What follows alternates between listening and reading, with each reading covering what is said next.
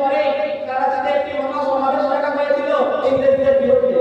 সেই অনুষ্ঠানে হিন্দু, ধর্ম, খ্রিস্টান সমস্ত জাতি, ধর্ম, বর্ণ নির্বিশেষে সকলেই উপস্থিত হয়েছিল এবং সকলেই জানতেন যে এখানে মাওলানা হুসাইন রাহমাতুল্লাহ আলাইহি উপস্থিত হবেন। কিন্তু দেখা গেল তার উল্টো অনুষ্ঠান সূচনা হওয়ার কিছু পূর্বে হযরত মাওলানা হুসাইন রাহমাতুল্লাহ আলাইহি কাপড়ের পকেট সঙ্গে নিয়ে স্টেজে বললেন, এই কবিতা পড়তে পড়তে, লিয়া कहती कि कोई कोई चोट में, लिया कहती कि कोई कोई चोट में, ये कहकर शहीद का कहानी।